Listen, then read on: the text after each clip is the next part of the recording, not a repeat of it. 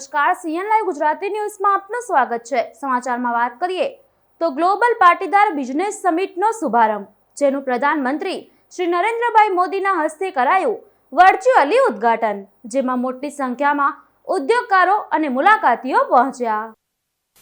જોરદાર તાળીઓ સાથે આપણે ગિરવાણ ગીરા ગુજરાતનું ગૌરવ અને પૂજ્ય હીરાબાનો હીર, હિન્દુસ્તાનનું ખમીર, પ્રભાવશાળી અને સામર્થ્યવાન માનનીય વડાપ્રધાન શ્રી નરેન્દ્રભાઈ મોદીનું સરદાર ધામમાં વર્ચ્યુઅલી હર્ષોલ્લાસ સાથે સ્વાગત છે।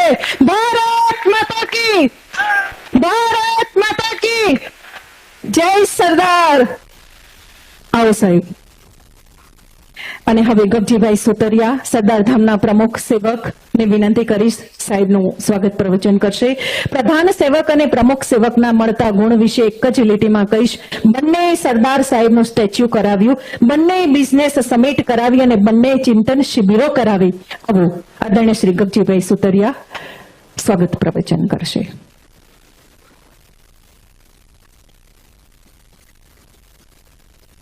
साहब राम राम। समस्त पाटीदार समाज वती आपने राम राम।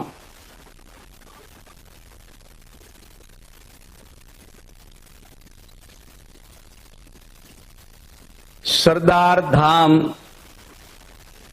आयोजित global Patidar business summit 22 exhibition ना आजना उद्घाटक एवं अध्यक्ष श्री एक भारत श्रेष्ठ भारतना प्रणेता, नवा भारतना दीर्घदृष्टा, स्टेच्यू ऑफ यूनिटी द्वारा लौह पुरुष सरदार वल्लभ भाई पटेल ने साची श्रद्धांजलि और वीरांजलि अर्पण करता एवा गुजरातना पनोता पुत्र,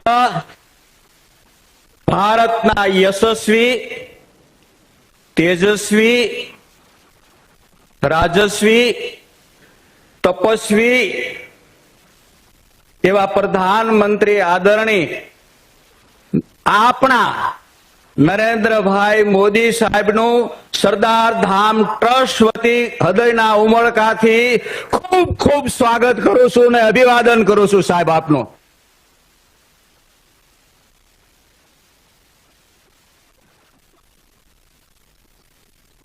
साहेब 11/9/21 ना रोज आप श्रीना वरद हस्ते आप श्रीए सरदार धाम 200 करोड़નું લોકાર્પણ અમદાવાદ ખાતે કર્યું। બીજી જ મિનિટે 200 કરોડનું દીકરીઓ ને ₹1 ટોકન ઉપર વ્યવસ્થા માટે 200 કરોડનું આપના વરદ હસ્તે ભૂમિપૂજન કર્યું।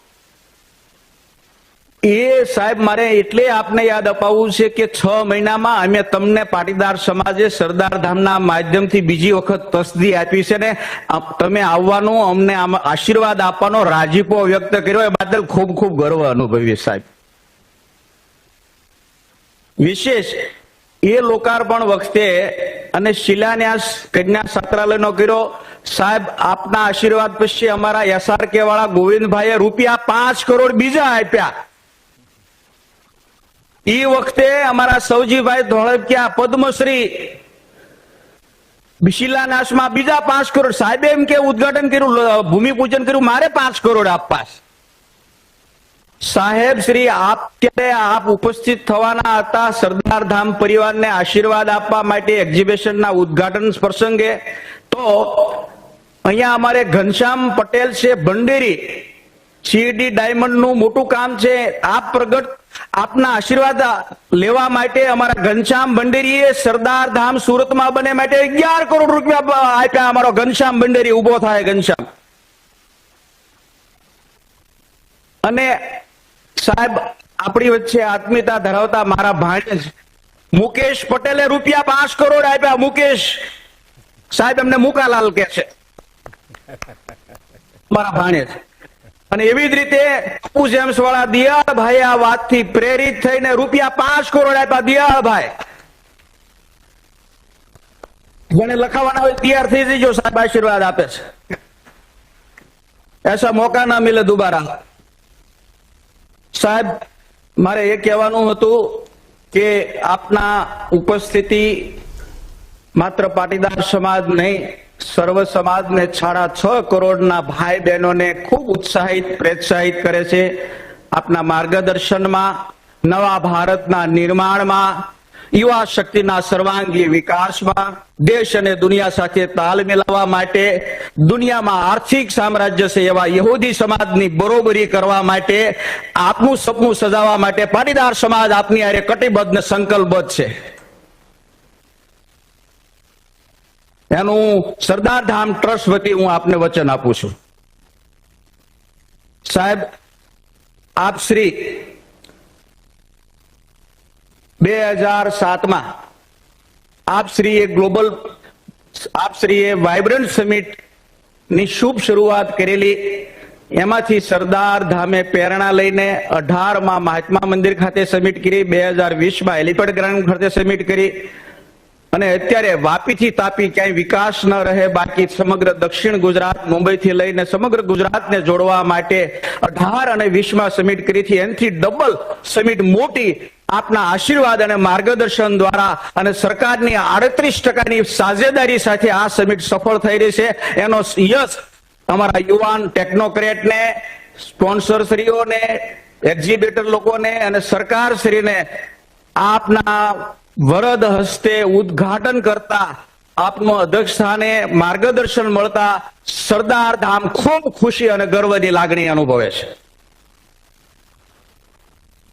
સાહેબ એવી રીતે આપ વાઇબ્રન્ટ સમિટ એક ને એક વર્ષે ગુજરાત સરકાર કરે છે, એવી જ રીતે સરકારે 17 માં, આપણે 18 માં, સરકારે 19 માં, 20 માં સરદાર ધામે, 21 માં તો ન થઈ શકી કોવિડના હિસાબે, 22 માં સરદાર ધામ, 23 માં રાજ્ય સરકાર, 24 માં રાજકોટ ખાતે આવી ગ્લોબલ સમિટ કરવાના છે અને 26 માં સાહેબ તમારે અમારી હારે આવવાનું છે નેતૃત્વ લઈને ગ્લોબલ પાટીદાર બિઝનેસ સમિટ ડંકે કી ચોટ પર આપના આશીર્વાદ સાથે અમેરિકામાં આપણે કરવાના છે। એમાં સાહેબ તમને પધારવા માટે આગોતરું આમંત્રણ પાઠવીએ છીએ।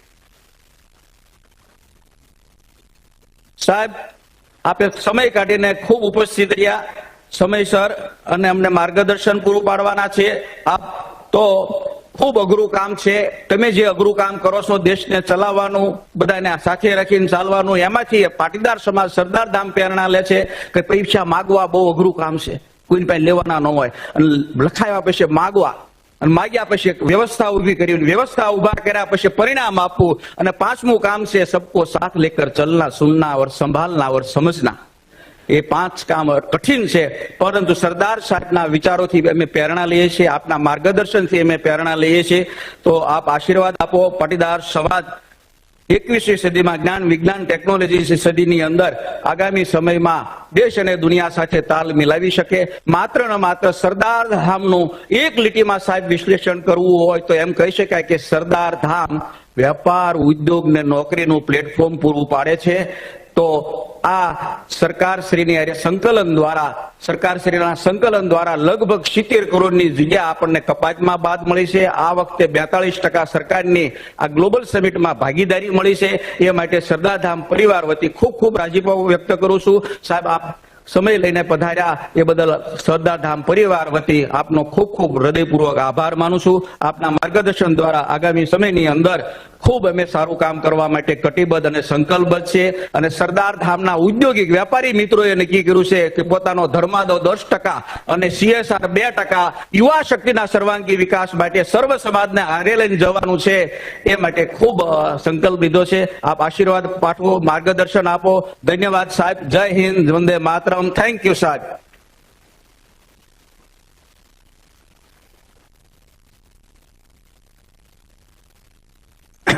माननीय नरेंद्रभाई मोदी साहेब ने विनंती करूं कि ग्लोबल पाटीदार बिजनेस समिट અને એક્ઝિબિશન નું રિમોટ કંટ્રોલ થી ઉદ્ઘાટન કરે।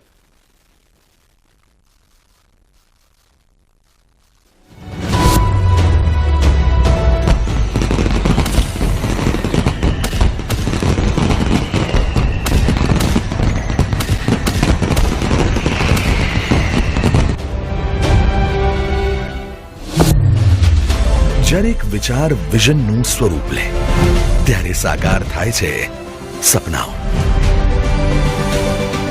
સરદાર પટેલે પણ કંઈક આવું જ સપનું જોયું હતું ભારત માટે. સમાજ નિર્માણથી રાષ્ટ્ર નિર્માણના આવા જ લક્ષ્ય સાથે બીજ રોપાયું હતું સરદાર ધામનું. અને સરદાર ધામ મિશન અને વિઝન 2026 અંતર્ગત સમાજના સર્વગ્રાહી વિકાસ માટે 5 લક્ષ્ય બિંદુઓ નક્કી કર્યા. જ્યાં એક તરફ પાટીદાર સમાજના યુવાન બાળકોના ભણતર, ગણતર અને ભવિષ્ય ઘડતર માટે શ્રેષ્ઠ સુવિધાઓ અને અદ્વિતીય આયોજનોને આકાર આપવામાં આવ્યો અને નિર્માણ પામ્યું સરદાર ધામ અજોડ ભવન. ત્યાં બીજી તરફ ગુજરાતના તત્કાલીન મુખ્યમંત્રી અને વડાપ્રધાન શ્રી નરેન્દ્રભાઈ મોદીએ આપેલા વાઇબ્રન્ટ ગુજરાતના વિચારને આર્થિક વિકાસના ભાગરૂપે સરદાર ધામે નવી દિશામાં લઈ જવાનું નક્કી કર્યું. वाइब्रेंट गुजरात समिट के जरिए जो शुरुआत कभी गुजरात ने की थी, ग्लोबल पाटीदार बिजनेस समिट उन लक्ष्यों को आगे बढ़ाएगी. पाटीदार समाज की तो पहचान ही रही है. ये जहां कहीं भी जाते हैं वहां के व्यापार को नई पहचान दे देते हैं. आपका ये हुनर अब गुजरात और देश में ही नहीं पूरी दुनिया में पहचाना जाने लगा है. लेकिन पाटीदार समाज की एक और भी बड़ी खूबी है, ये कहीं भी रहे भारत का हित आपके लिए सर्वोपरि रहता है.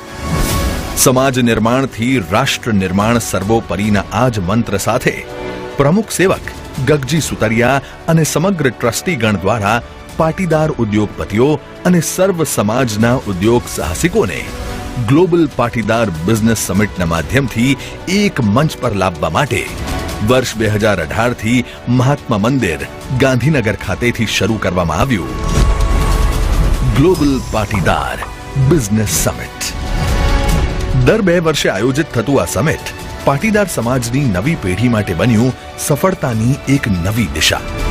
વર્ષ 2018 અને 2020માં ગાંધીનગર ખાતે આયોજિત સમિટની સફળતા બાદ ફરી એકવાર ગુજરાતના ઔદ્યોગિક હબ તરીકે ઓળખાતા સુરત ખાતે આયોજિત થઈ રહ્યું છે ગ્લોબલ પાટીદાર બિઝનેસ સમિટ 2022. જ્યાં 12 થી વધુ ચાવીરૂપ બિઝનેસ સેક્ટર્સના 950થી વધુ સ્ટોલ્સ બનશે એક્ઝિબિટર્સ માટે સફળતાની સીડી. 30,000 સ્ક્વેર મીટરના ભવ્ય એક્ઝિબિશનમાં પ્રદર્શિત 30,000થી વધુ ઉત્પાદનો ભવિષ્યના ભારતની ડિમાન્ડ માટેની સપ્લાય ચેઇન બનશે. કારણ કે B2B મીટિંગ્સ જોડશે ઉદ્યોગપતિઓને અને એક્ઝિબિટર્સને નવા ડિસ્ટ્રીબ્યુટર્સ સાથે. દેશ વિદેશથી આવનારા પ્રતિનિધિઓ અને ઉદ્યોગપતિઓની સાફલ્ય ગાથાઓ યુવા ઓન્ટરપ્રિનર્સને જોડશે મોટિવેશન સાથે, જેનાથી સાકાર થશે આત્મનિર્ભર ભારત બનાવવાનો સંકલ્પ. કારણ કે મહેનતનો કોઈ પર્યાય નથી અને પાટીદારોની સફળતાનું રહસ્ય એમની સાહસિકતા સાથે વ્યાપાર ક્ષમતા છે. અને આ ઉદ્યોગ રત્નો છે પાટીદારોની સફળતાના સાથીદાર. કારણ કે જેમ પહેલા કીધું એમ જ્યારે એક વિઝન આવનારી પેઢી માટે આદર્શ બને અને આ આદર્શ જ્યારે ઉજ્જવળ ભવિષ્યનો પાયો બને ત્યારે સાકાર થાય છે સપનાઓ, જેનું શ્રેષ્ઠ ઉદાહરણ છે ગ્લોબલ પાટીદાર બિઝનેસ સમિટ 2022.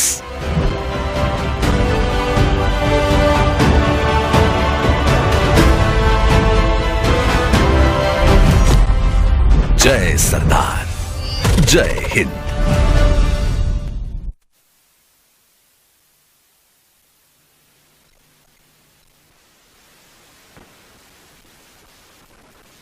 હવે આપ સાહેબને વિનંતી કરવામાં આવે છે કે સરદારધામ સમિટ અને એક્ઝિબિશનની સફળતા માટે આપના શુભાશીષ અને આશીર્વાદ માટે વિનંતી કરું છું. नमस्ते.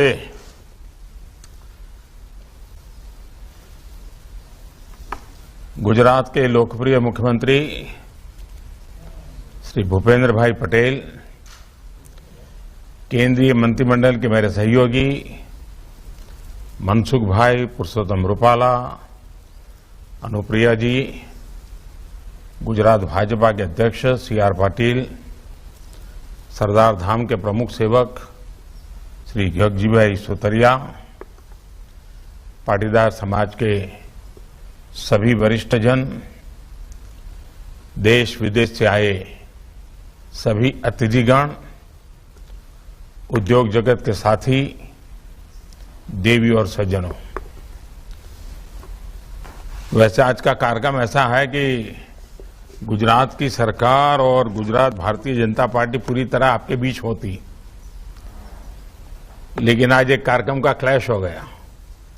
हमारे राष्ट्रीय अध्यक्ष भी आज अहमदाबाद में हैं, तो उनका भी एक बहुत बड़ा कार्यक्रम सभी सांसदों, विधायक और मंत्रियों के साथ है।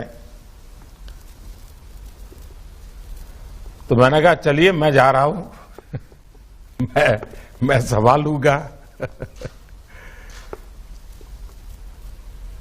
तो वो सब दुविधा में थे, लेकिन मैंने उनसे कहा कि मैं जाऊंगा, आप चिंता मत कीजिए, आप अपना कार्यक्रम करते रहिए। मुझे खुशी हुई, बहुत सारे परिचित चेहरे मैं मेरे सामने देख रहा हूं। हम सब जानते हैं कि दुनिया के सबसे तेजी से विकसित हो रहे शहरों में एक शहर सूरत है, और आप सब आज सूरत में बैठ करके नए संकल्प ले रहे हैं। आप सबका बहुत बहुत अभिनंदन। कुछ महीने के अंतराल में सरदार धाम से जुड़े साथियों, देश दुनिया में गुजरात और भारत के गौरव को बढ़ाने वाले आप सभी बहनों भाइयों को फिर से मुझे मिलने का मौका मिला है। ये गुजरात के प्रति और भारत के प्रति हमारे साझा संकल्पों, साझा प्रतिबद्धता का ही प्रमाण है। साथियों, देश को जब नई नई आजादी मिली थी तो वो आजादी के प्रारंभिक दिन थे, और उस समय सरदार साहब ने जो कहा था, और उन मुश्किल भरे हालात में सरदार साहब के शब्दों की ताकत देखिए। उन्होंने कहा था, भारत में संपदा की, वेल्थ की कोई कमी नहीं है, हमें बस अपने दिमाग, अपने संसाधनों को इनके सदुपयोग के लिए लगाना होगा। मैं कहता हूं कि आजादी के मुकाबले में आने वाले 25 सालों के लिए जब हम एक संकल्प के साथ निकले हैं, तो सरदार साहब की इस बात को हमने कभी भूलना नहीं चाहिए।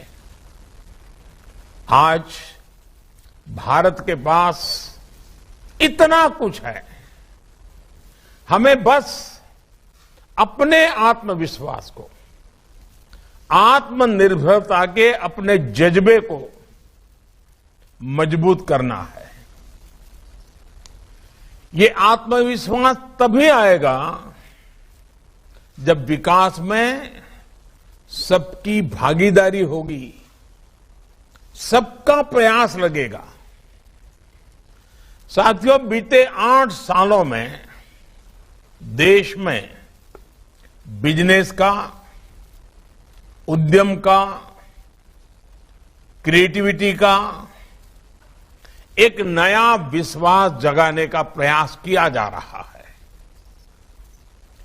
अपनी नीतियां, अपने एक्शन के माध्यम से सरकार का निरंतर प्रयास है कि देश में ऐसा माहौल बने कि सामान्य से सामान्य परिवार का युवा भी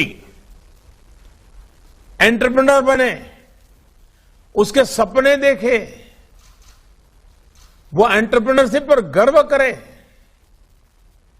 make in India, make for the world, इसको नए भारत की नई संस्कृति बनाने के लिए मैं समझता हूं काम किया जा रहा है। इसलिए आधुनिक कनेक्टिविटी के इंफ्रास्ट्रक्चर के विकास,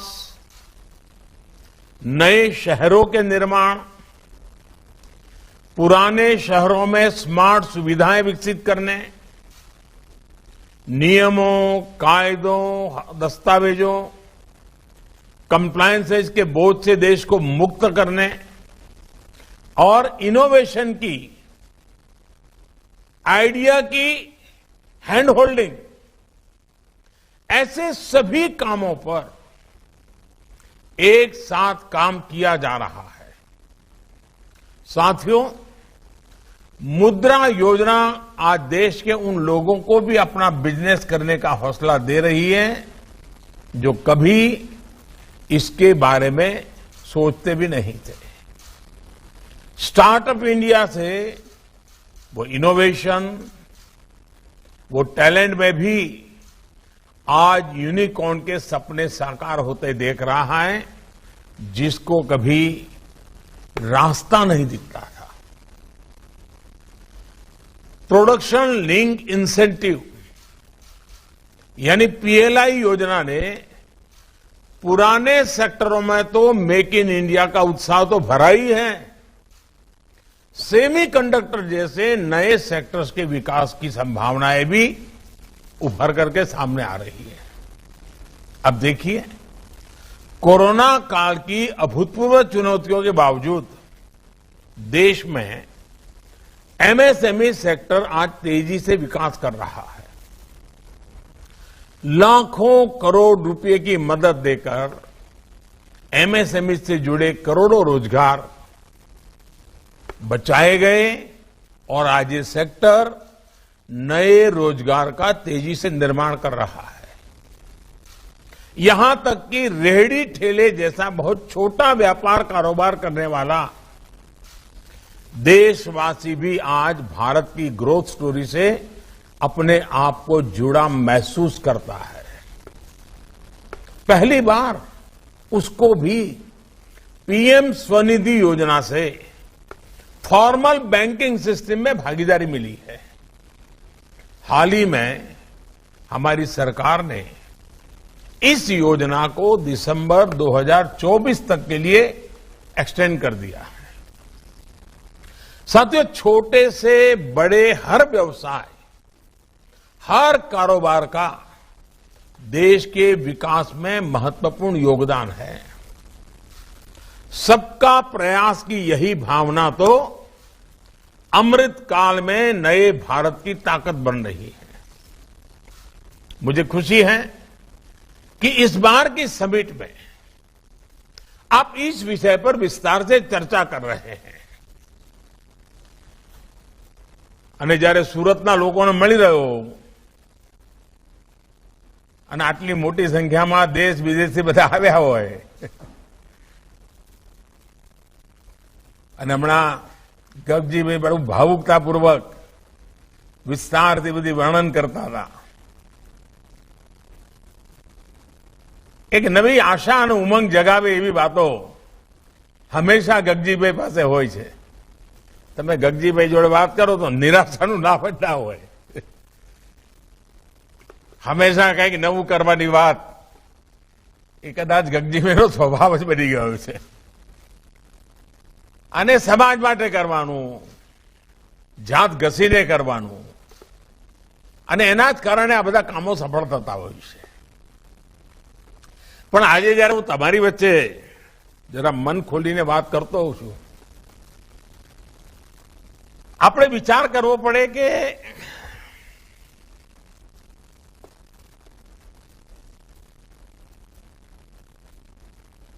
માત્ર જમીનો લેવી અને વેચવી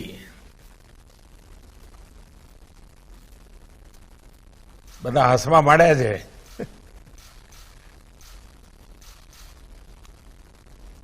કોઈ એ કામ કરે મને વાંધો નથી, પણ એ જ કરવાનું છે। પછી મોટી મોટી યોજનાઓ અને મોટી મોટી સ્કીમો ને પછી આટલા ફ્લેટ બનાવીશું ને આટલા બંગલા બનાવીશું ને ચલો એ પણ એક કામ છે. હીરાની દુનિયામાં તો આપણે હીરા બનાવી ગયા, પણ હું આજે કંઈક જુદા ક્ષેત્રોમાં તમને લઈ જવા માંગુ છું. અને મને ખાતરી છે કે ગગજીભાઈ મને બરાબર સમજે છે, એટલે ગગજીભાઈ બરાબર પકડશે. ભલે આપણે આ સમિટ દર 2 વર્ષે કરતા હોઈએ, પણ મારું એક સૂચન છે ગગજીભાઈ કે એક 10-15 ગ્રુપ બનાવો સમાજના, અને એમાં 25-30% વડીલો હોય જે અનુભવી છે, અને 40-50% તરવરિયા જુવાન હોય જેમની પાસે નવી દુનિયાની ખબર છે, અને એમને વિષયો વહેંચી દો અલગ અલગ કે ભાઈ બતાવો આ વિષયમાં આપણે ગુજરાતમાં આગળ વધવું હોય અથવા દેશમાં આગળ વધવું હોય તો દુનિયામાં શું છે, એના માટે રો મટીરિયલનું શું છે, માર્કેટનું શું છે, સરકારની નીતિઓમાં શું વાંકા પડે એવું છે, વાંધું પડે એવું શું છે, આનું બરાબર એક એક વિષય લઈને કામ કરે.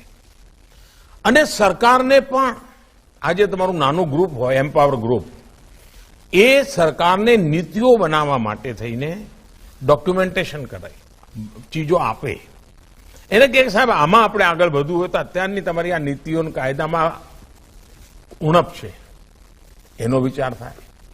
પછી એક સરસ ડોક્યુમેન્ટ તૈયાર કરે બેન્કિંગ માટે કે ભાઈ બેન્કિંગ આ બધી બાબતમાં આગળ આવતી નથી. હવે મને ખબર છે અમારે ત્યાં દર અઠવાડિયે તમારા ડાયમંડ વાળા એક ફરિયાદ કરે છે, બેંકો વાળાએ અમને નામું નક્કી લાગ્યું છે, કંઈક કરો અમારું. તો નીતિઓમાં ક્યાં ભૂલ છે, કેમ પ્રાયોરિટીના પ્રશ્નો ઉભા થાય છે.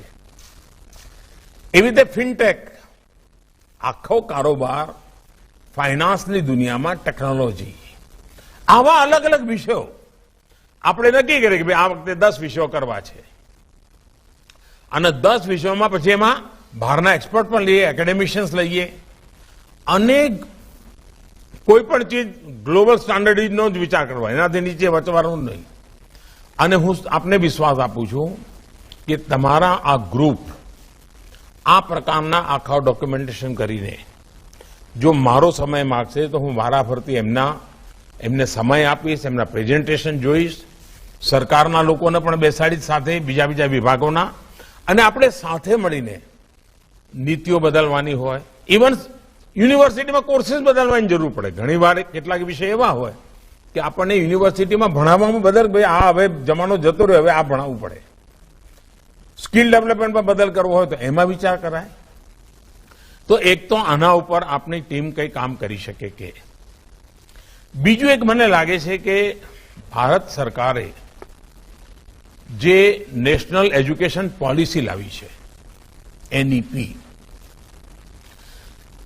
હિન્દુસ્તાનમાં શિક્ષણ નીતિ આટલો બધો આવકાર પામે, એનું આટલું બધું ગૌરવ થાય, એ પોતે જ એક મોટી ઘટના છે.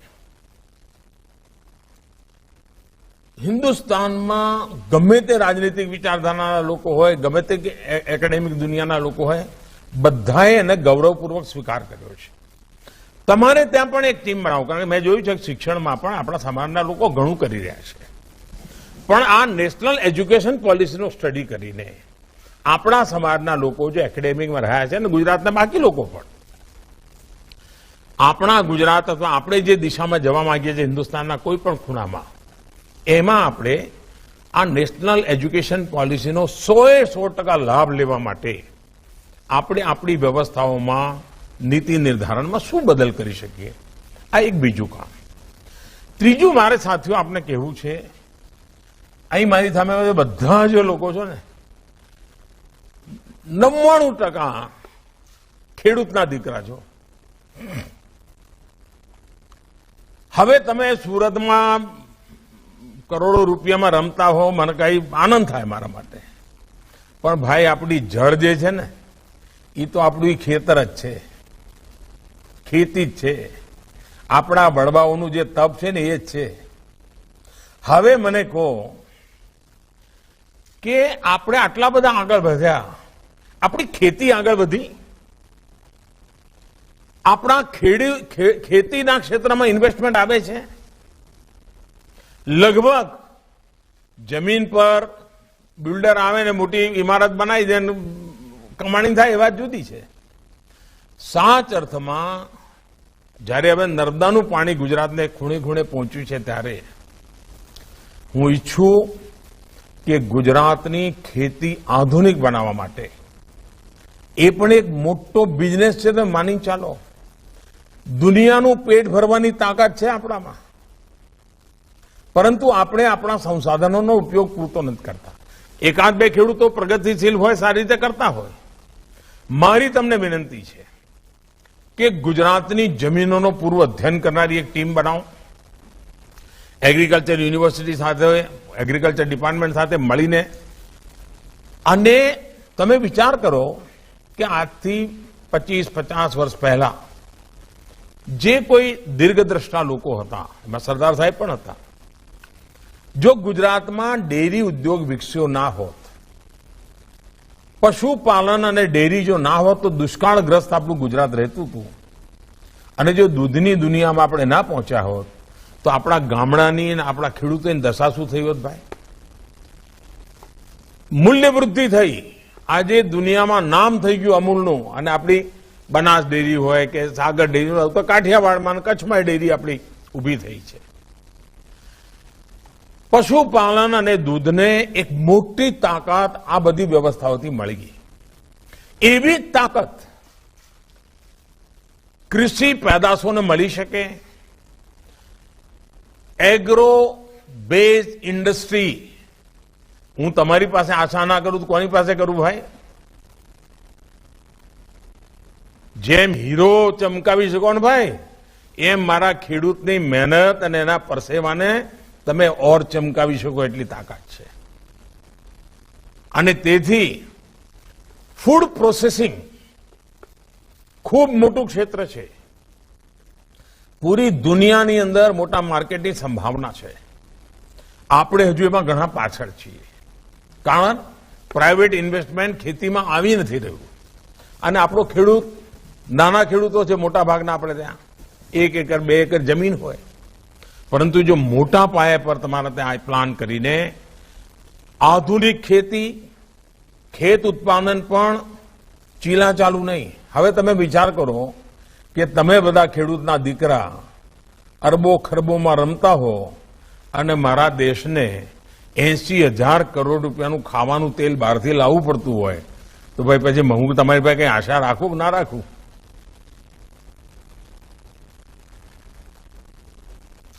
આપણે આ બદલાવ લાવી શકીએ કે ના લાવી શકીએ? આત્મનિર્ભરની વાત કરીએ તો ખાલી ડાયમંડમાં થોડું આત્મનિર્ભર થવાનું હોય ભાઈ. અને એટલા માટે ફૂડ પ્રોસેસિંગ ભારત સરકારની એફપીઓની યોજના બની છે. નાના નાના ખેત ઉત્પાદન વાળાના સંગઠનો, ખૂબ પૈસા ભારત સરકાર આપે છે. આપ વિચાર કરો કેટલું મોટું ક્ષેત્ર છે. એ જ રીતે તમને ખબર છે કે ઓર્ગેનિક ઉત્પાદ તમે પણ તમારામાંથી 90% બજારમાં ખરીદવા જતા હશો તો 4 વાર જોતા હશો લેવલ ઓર્ગેનિક છે ભાઈ. કેરી ખાવા લેવા જાવ તોય ઓર્ગેનિક જોવો તમે. હવે તો ઘરમાં આપણી બધી માતાઓ બહેનો પણ ઓર્ગેનિક લાયા છે એમ કહેતા હોય. જમવા બેસાડો તો કહે કે હા આજે શાકભાજી ઓર્ગેનિક છે, અમારે તો ખાવ જરા એમ કે. હવે જો આ આકર્ષણ આપણા ઘરના ડાઇનિંગ ટેબલ સુધી પહોંચ્યું હોય, તો આપણે હવે આપણા સદનસીબે ગુજરાતના ગવર્નર આચાર્ય દેવવ્રતજી સમર્પિત ભાવે પ્રાકૃતિક ખેતીનું અભિયાન ચલાવી રહ્યા છે. ગુજરાતના ખેડૂતોએ પ્રાકૃતિક ખેતીને ગળે લગાવી છે. આપણે એમાં વ્યાપારિક બુદ્ધિથી જોડાઈ શકીએ, નેચરલ ફાર્મિંગમાં. એ જ રીતે જેમ દૂધમાંથી બધી જુદી જુદી પ્રોડક્ટ અને ડેરી ઉદ્યોગ વિકસ્યો, એવી તાકાત ગોબરમાં છે. આપણે ગોબરધન મોટો પ્રોજેક્ટ ભારત સરકારે નક્કી કર્યો છે. તમે બધા ઉદ્યોગકારો, તમે જે જિલ્લામાંથી આવો છો, એ જિલ્લામાંથી જેમ ડેરીનું આખું મોડેલ છે, એવું ગોબરધનનું મોડેલ બનાવી શકો. અને એમાંથી ગેસ ઉત્પાદન થાય, ગેસનું ઇન્ડસ્ટ્રીમાં વેચાણ થાય અને એમાંથી પ્રાકૃતિક ખાતર તૈયાર થાય, એ પણ લોકોને જાય. આપણે ત્યાં ઉમરેઠમાં એક પ્રોજેક્ટ છે, હમણાં મેં મારે ત્યાં કાશીમાં, જ્યાં હું MP છું, ત્યાં બનાવ્યો છે. આપણે ત્યાં બનાસ ડેરી એ સરસ બનાવ્યું છે. આ બધા ખેતી સાથે જોડાયેલા છે, એ આપણે કરી શકીએ. આપણી એક સપનું છે ગુજરાતમાં કે આપણો અન્નદાતા ઉર્જાદાતા બને. ખેતી, ખેતર અને ઉદ્યોગ. શા માટે આપણા ખેડૂતને ગાઈડ ના કરી? શેઢાની જમીન, બે પડોશી જોડે ઝઘડા ના, એટલે 2 મીટર જમીન આપણી બરબાદ થાય છે. ઓલો એ વાડ કરે ને આ એ વાડ કરે, 2 મીટર જમીન બરબાદ થાય છે. એના ઉપર ખાલી સોલાર પેનલ લગાવીને આપણા ખેડૂતોને અન્નદાતા ઉર્જાદાતા બી બની શકે, આપણું ગામડું સમૃદ્ધ થઈ શકે. ગુજરાત સરકારે નીતિ બનાવેલી છે, ખેડૂતો વીજળી ઉત્પાદન કરે તો એને ખરીદવાની નીતિ બનાવેલી છે. પણ આમાં તમારે ઉદ્યોગ જગતના લોકોએ જોડાવવું પડે, આપણી યંગ જનરેશનને જોડાવવું પડે. હું એટલા માટે ગામ આધારિત અર્થકારણનું તમારી પર આગ્રહ રાખું છું, કારણ કે ઘણીવાર આપણને મોટું મોટું તો સરસ દેખાય છે, પરંતુ પાયાના કામ માટે તમે અમારી મદદ કરી શકો. અને હું 100% કહું છું કે તમે કરી શકો. એ જ રીતે એક સેવાનું કામ, આ આઝાદીનો અમૃત મહોત્સવ છે. એક સપનું આપણે જોયું છે. પહેલાના જમાનામાં આપણને ખબર છે કે કોઈ મોટી ઘટના બની હોય, કોઈ મોટો વિજય થયો હોય તો ગામમાં વિજય સ્તંભ લગાવ્યો હોય, કોઈ ગામની અંદર બહુ મોટી ઘટના બની હોય તો ગામનો ગેટ બનાવ્યો હોય. આ તો આપણે ઇતિહાસમાં જોતા આવ્યા છીએ. આઝાદીના 75 વર્ષ થયા, એની યાદગીરીમાં આપણે શું કરી શકીએ જે આવનારી પેઢી યાદ રાખે? ભાઈ, આ ભારતના આઝાદીના 75 વર્ષ થયા તો આ કામ આપણા ગામમાં થયું. અને એટલા માટે એક નાનકડી વાત મેં કરી છે કે દરેક જિલ્લામાં 75 મોટા તળાવ બનાવી શકીએ. અમૃત સરોવર નામ મેં આપ્યું છે. એક જિલ્લામાં 75. આપ વિચાર કરો, એ પાણી આપણે સફળ થયા જ્યારે ગુજરાતની અંદર હું હતો અને ચેકડેમની વાત કરી. મેં સુરતના બધા લોકોને એ વખતે જોડ્યા હતા અને તમે બધા એમાં મને મદદ પણ કરી હતી. અને ગુજરાતમાં આપણે આખું ચેકડેમનું માળખું બનાવ્યું અને આપણા પાણીના તળ ઉપર આવ્યા. પાણીના તળ ઉપર આવ્યા તો એની જમીનની પણ કિંમત ઉપર ગઈ. હવે આપણે આ એક જિલ્લામાં 75 તળાવ, અને તળાવ એટલે મામૂલી નહીં, પર્યટનનું કેન્દ્ર બની જાય, આકર્ષણનું કેન્દ્ર બની જાય. સાંજ પડે ગામના વડીલો ત્યાં જઈને બેસવાનું મન થાય એવા તળાવ. આઝાદીના અમૃત મહોત્સવ નિમિત્તે 75 તળાવ એક જિલ્લામાં, 5 જિલ્લા, 10 જિલ્લા, 15 જિલ્લા તમે દત્તક લઈ શકો. અને આ 15મી ઓગસ્ટ પહેલા કંઈક કરી બતાવી શકો. તમને થશે કે અમે તો અહીંયા કારખાના નાખવાની વાત કરતા હતા, મોદી સાહેબ તો પાછા જ્યાંથી આવ્યા હતા ત્યાં મોકલે છે. મૂળ એ જ તાકાતવાળું છે ભાઈ. આપણે આજે જે ફૂલા ફાલ્યા છીએ ને એનું કાળ પેલી જડો આપણી મજબૂત હતી. એ જડો સુકાઈ ન જાય એને મજબૂત કરવા માટે આપણે કંઈક વિચાર કરી શકીએ. અને આમાં પણ ટેકનોલોજી છે, આમાં પણ આધુનિકતા છે, આની અંદર પણ દુનિયાના બજારને કબજે કરવાની તાકાત છે. ક્વોલિટી ખેત પેદાશો અને ફૂડ પ્રોસેસિંગ ખૂબ મોટી શક્તિ ધરાવે છે. એવું જ હમણાં મેં ગુજરાતમાં આયુર્વેદનું એક મોટી સમિટ મેં કરી. દુનિયામાં ભારતના આયુર્વેદની માંગ વધી રહી છે, કોરોના પછી વધી છે. મેં જોયું છે કે કેટલાક જવાનિયાઓ આયુર્વેદના ક્ષેત્રમાં સરસ સ્ટાર્ટઅપ ઉભા કર્યા છે. આપણે આખા ક્ષેત્રની અંદર પહોંચીને દુનિયામાં હોલિસ્ટિક હેલ્થકેરની જે ચર્ચા ચાલી છે એની અંદર આપણે નેતૃત્વ લઈ શકીએ. એટલા બધા ક્ષેત્રો છે સાથીઓ કે સાચ અર્થમાં સુરત કે અમદાવાદ કે વડોદરા કે ભાવનગર જેવા મોટા શહેરોની બહાર જઈને પણ આપણે એક નવું આર્થિક સામ્રાજ્ય ઉભું કરી શકીએ. અને હું તમને બધાને બીજી વિનંતી કરું છું કે હવે જે કરવું છે નક્કી કરીએ કે મોટા શહેરોમાં નથી કરવું. મને યાદ છે જ્યારે મેં જ્યોતિગ્રામ યોજના લાવ્યો 24 કલાક વીજળી. હવે તમારે ત્યાં ઘણી વાર અમારી વિરુદ્ધમાં બધા ઝંડા લઈને પેલા છોકરાઓ નીકળે છે, એમને ખબર નહીં હોય કે પેલા અંધારામાં કેમ દિવસો કાઢતા હતા. અત્યારે મુર્દાબાદ મુર્દાબાદ કે નીકળી પડતા હોય તમારા જ છોકરાઓ. એમને કહો કેવા દિવસો આપણે કાઢ્યા હતા અને ક્યાંથી નીકળ્યા. મને યાદ છે કે જ્યારે જ્યોતિગ્રામ યોજના આવી, 24 કલાક વીજળી મળવાનું શરૂ થયું, તો સુરતની અંદર હીરાની ઘંટી અને 25 લોકો એક નાનકડી ખોરડીમાં રહેતા હતા. એમને થયું હવે વીજળી મળે જ છે તો આપણે ભાવનગર જિલ્લામાં કે અમરેલી જિલ્લામાં જઈને ઘંટીઓ કેમ ના નાખીએ.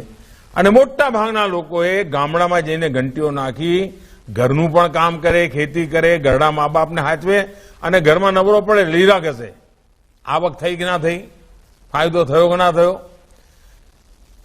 આ બદલાવ જે આવ્યો, 24 કલાક વીજળી મળી અને ગુજરાતના ગામડામાં હીરાની ઘંટી લઈ ગયા.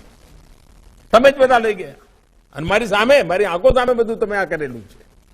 અને હું એના માટે તમારા જેટલા વખાણ કરતો હતો ઓછા હતા. એટલે આજે કહું છું કે હવે તમે નક્કી કરો કે ગુજરાતના જે મોટા 15-20 શહેરો છે ને એમાં નહીં, એના પછીનું જે શહેર છે એમાં કામ શરૂ કરવું છે. એક તો ઇન્વેસ્ટમેન્ટનો બચત થશે, જમીન સસ્તી મળશે, મકાન સસ્તા મળશે, માણસ સસ્તા મળશે અને ગુજરાત ફેલાશે, વિકાસનો દાયરો ફેલાશે. અને હવે સમય છે 25 કે 30 એવા નાના નાના શહેરો પકડીએ આપણે અને એને ધમધમતા કરીએ. આજથી 30 વર્ષ પહેલા સુરતમાં કોણ નામ દેતું હતું ભાઈ? આગળ જતું રહ્યું નહીં. આવી જ રીતે આ નાના નાના શહેરો મારે વિકસાવવા છે. એ શહેરોની બગલમાં જ નવા શહેરો બની શકશે.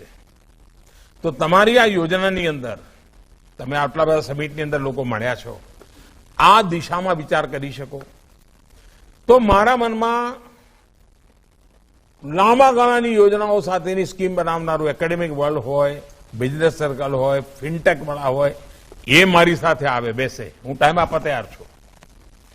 કારણ મને ખબર છે, મને તમારામાં ભરોસો છે અને હું તમને કામ એટલા માટે સોંપું છું કે મને ખાતરી છે કે ભલે 8-10 કંઈક તો 2 રહી જશે પણ 8 તમે જ કરશો, બીજું કોઈ કરવાનું નથી. એટલે જ તમને કહું છું ભાઈ, તમે જે દાડ કહેશો કે મોદી સાહેબ હવે નથી કરવાનો તો હું બોલવાનું બંધ કરીશ. પણ તમે કરો છો હું કહેવાનો, તમે ના કરો તો ના કહું. અને તમારે સાંભળવું એટલા માટે પડે છે કે તમે કરો છો. મેં આજ સુધી તમને જેટલું કહ્યું બધું તમે કર્યું છે અને જયારે તમે કરતા જ હો તો કહેવાનું મન પણ થાય. અને એટલે મારી અપેક્ષા છે દોસ્તો કે એક નવા વિશ્વાસ સાથે અને વૈશ્વિક, હવે આપણે નાનું કશું કરવું નથી ભાઈ, પાછળ વળી જોવું નથી. એક નવા અને હું માનું છું કે આપણા જવાનીઓ, તમે એક સારું કામ કર્યું છે કે આપણા પરિવારના ત્રીજી પેઢી જે છે એ છોકરાઓ સરસ ભણવા ગણવામાં પણ હવે જગ્યા નહીં રહે છે. તમારે ત્યાં ઘણા ટાબરિયાઓ મને મળવા આવતા હોય છે, મને આનંદ થાય છે એમને મળવું તો. તદ્દન નવા વિચારો લઈને આવે છે, નવું કરવાના મૂળ સાથે આવે છે. શિક્ષણમાં પણ નવું શીખવાની વૃત્તિવાળા બાળકો છે. આ મોટી એસેટ છે આપણી. એને ધ્યાનમાં રાખીને આ સમિટને આપણે આગળ લઈ જઈએ તો 2 વર્ષે ભલે મોટી સમિટ કરીએ પણ દર વચ્ચેનું જે 1 વર્ષ હોય એમાં પેલા જે ગ્રુપ બનાયા હોય એની વચ્ચે વિચાર કરીને આપણે આગળ વધીએ અને 8 કે 10 ચીજો પકડીએ, એમાં છાઈ જવું છે. પછી 2 વર્ષ પછી બીજી 10 ચીજો પકડીશું. તો મને ખાતરી છે તમારી આખી ટીમ નવું વિચારનારી છે, આગળનો વિચાર કરનારી છે, ટેકનોલોજીનો સદુપયોગ કરનારી છે. મારી તમને ખૂબ શુભેચ્છાઓ છે. તમારા બધા વચ્ચે મળવાની વાતો કરવાનો મોકો મળ્યો એટલે જે મનમાં આવતું ગયું બધું કહેતો ગયો છું. એમાં જેટલું પકડાય એટલું પકડજો. એ આવજો. રામ રામ બધા.